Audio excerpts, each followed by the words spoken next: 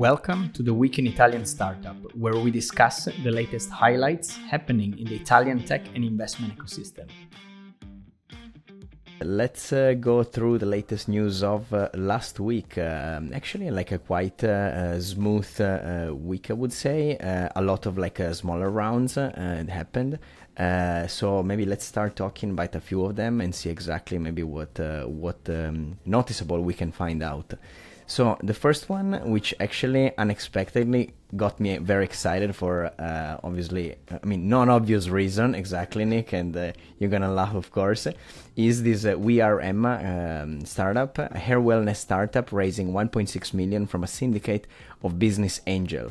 So essentially what the company is doing is trying to disrupt the women hairdressing space, which I thought it was very interesting because there is a lot of integration there that they're trying to do. Which so essentially the guys are basically not only providing different service, they're really providing products, and also there is a nice gin bar as a cherry on top.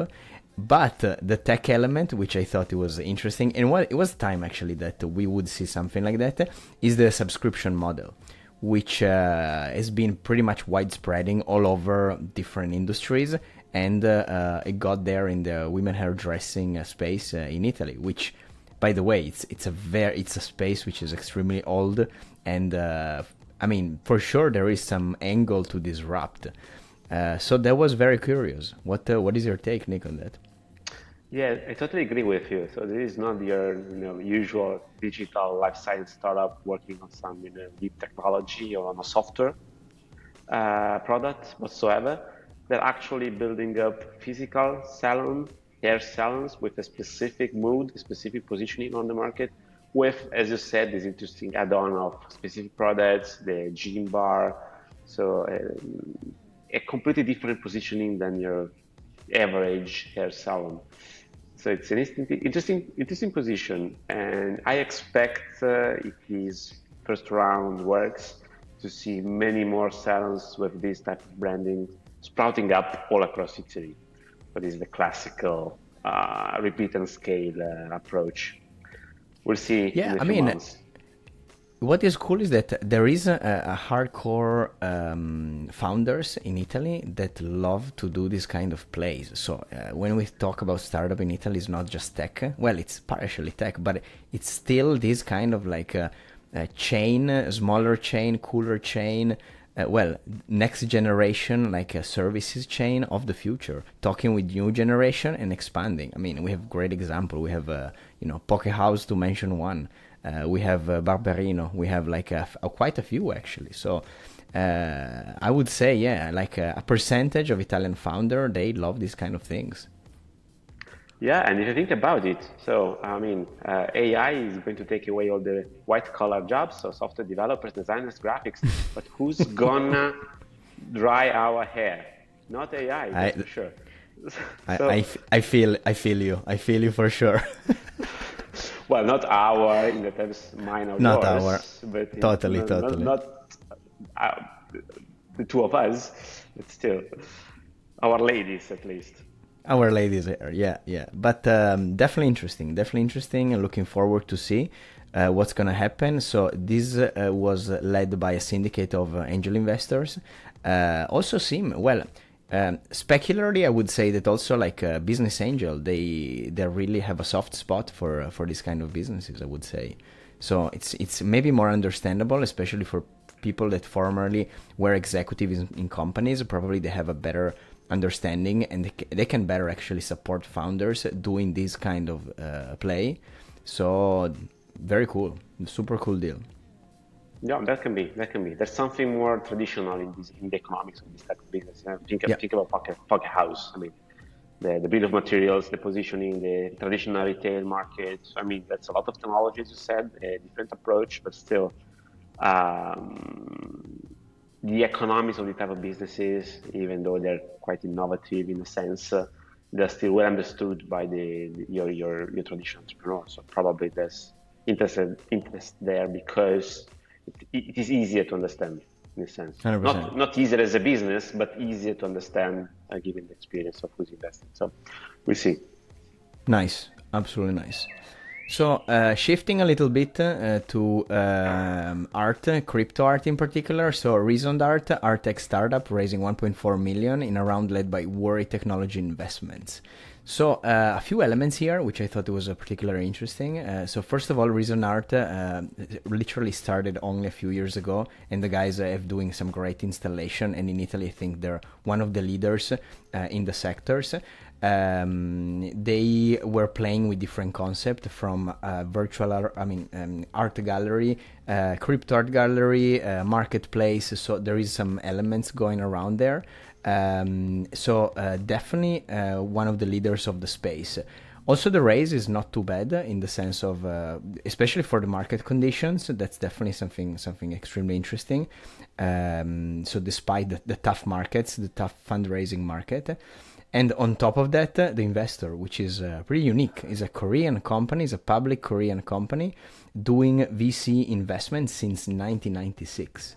So I'm gonna ask the founders how they get to the guys. That's pretty unique and specific. So it was interesting. Yeah, I agree with you.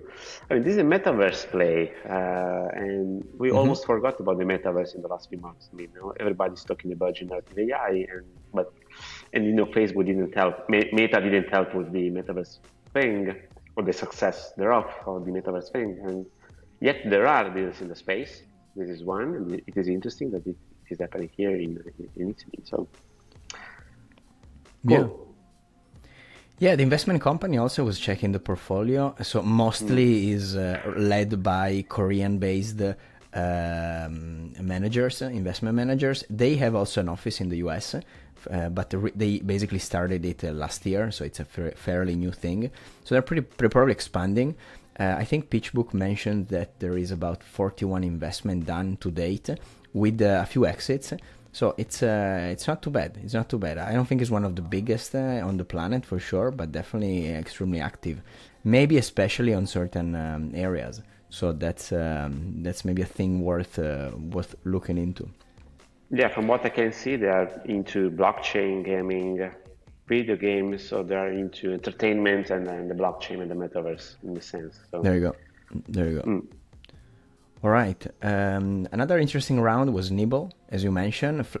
Nibol is a flexible work startup, raising $500,000 from CDP VC. So that's interesting because essentially, with the whole change of sort of workspace environment mentality and thinking, Nibol has been. I remember when they started, and it was literally like trying to book workspaces across different establishments, being it cafes, restaurants, and so on. So the guys were really trying to get viral on that, and then of course COVID hit, and then they were like brave enough to actually pivot into something which is more of a workplace management software.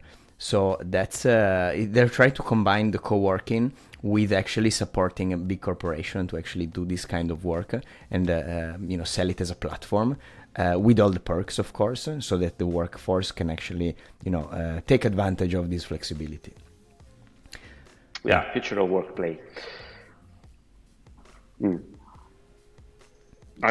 Yeah, don't have much to add, but Yeah, I think there is a big question here on how is the work is gonna look like in the future. Is this something that big corp are gonna allow people to do? They're gonna push people to do? Is it something that or are we gonna go back to the office like a work like home office sort of dynamic? So I don't think it's tough to say. It's very tough to say because there are so many contrasting cases, I would say.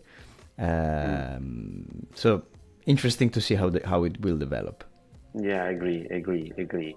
And the real estate component is also another big question mark, whether it becomes a hot potato to keep your real estate costs, or you will try to put them into good use. For example, platforms such as Nibol, to share the spaces and do something with them. Yep.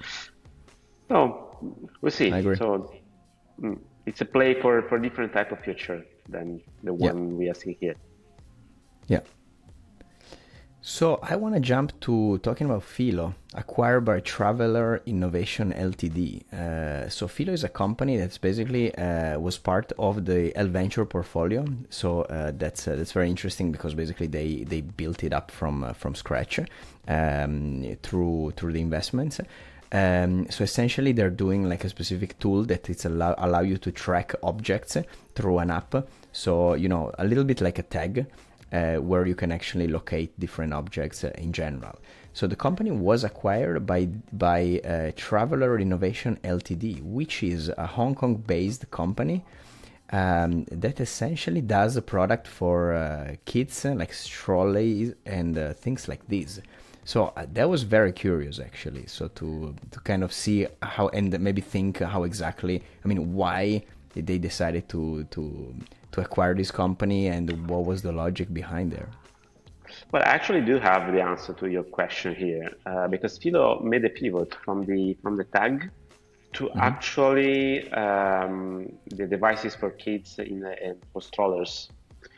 So there is a EU regulation, as you know, EU at least. So Italy for sure, probably also EU, with the obligation to install this device in the strollers and in the cars, in the seats for kids, for toddlers in the cars, in order not to forget about them when you leave the car.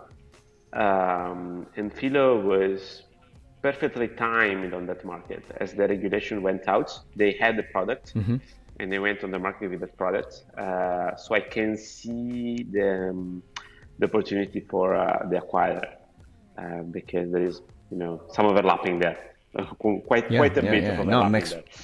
It makes perfect sense, and definitely kudos to the people at L Venture that sort of got this opportunity. They found it particularly interesting, and there you go. Like that's definitely a good operation for sure.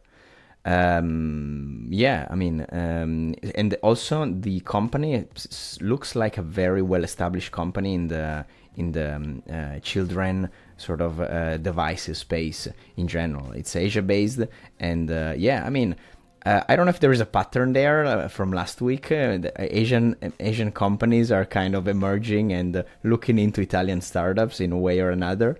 So we had Korea, we had like Hong Kong. So maybe they have a particular eyes on early stage Italian firms.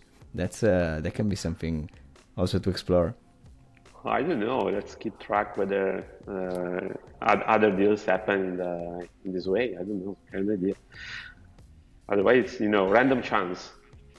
It's random chance. Otherwise, random chance. Exactly. Never exclude that. All right, Nick. I was also sort of looking into the tracker that you painstakingly build every week. As we mentioned, we after Q1 we're definitely like tracking on the level of 2020. The weekly deals tend to be like around like a range of like 1 to 4 million, I would say. Like in the past, maybe like 10 to 15 weeks, roughly. I don't know if you see any big things happening on the horizon that is disclosable, of course.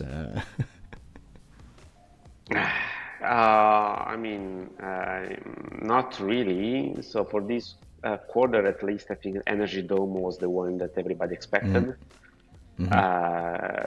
It was start from April, and you can see the bump in April on the line. I'm not seeing anything coming up this quarter, but I'm really open to be surprised. So at least from some conversations with other peers in the markets, we are not seeing $100 billion deal emerging. I don't know, but yeah, the short term, the feeling is a little bit on the cold side. I would say, compared to maybe last year this time. So everybody's like more like quiet, looking around. Even like Italian investors sort of making smart decision to manage their own portfolio. Maybe cash in some exits, some small let's call it exit, let's call it sort of a liquidation event, like a venture did with Big Corp. So I can see this happening, and I can see that being a trend right now, like trying to consolidate portfolios more than actually looking into like the next big thing. That's the feel of the market that I get. Yeah, that's for sure. And in addition to that, we don't have in Italy, within Italy, the $100 million investors. I'm not sure we have the $100 million startups at this time. So those that can raise $100 million and they would know what to do with the money. We do have a lot of startups that can raise in the range 10 to 20 to 30. I think we'll see more rounds in that range.